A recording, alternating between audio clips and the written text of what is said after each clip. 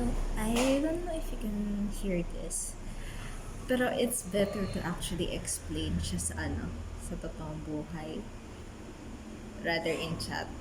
So, kunwari, dito ako nakaupo. So, this is yung side ko. This is yung uh, yung bilog ko. Dapat yung shells ko lahat, ay punta ko dito. Pero, how it works is that hindi mo siya pwedeng instantly lahat ilagay dito. You have to put them one by one. So for example, I choose to get yung mga shells dito sa bahay na to.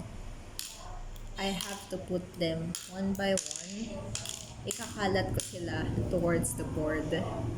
And when bumagsak yung shell ko on one of the na may ganito, may ganitong shell, I have to pick it up and make another move.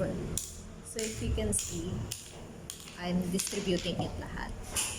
Ngayon, this is one thing. Kunwari, nag-end yung nag-end yung shell ko dito on this part. There's a certain rule na pwede kong kuhanin lahat sila. And it goes dito sa shell ko.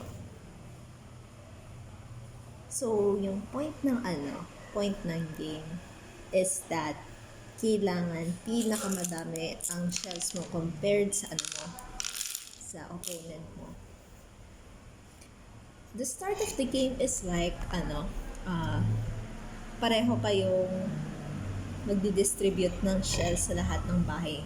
This is called bahay. Hanggang sa mag-fall yung last shell nyo sa mga empty na bahay nito. Ayan. Ngayon, yung kanina, di ba, meron akong sinabi na na may isang shell na nag-fall dito and dito. Tapos madami ito. I can only do that if yung shell ko mahulog sa place ko and meron siyang katapat na shell sa opponent ko. So, that's part 1 ng mga rules.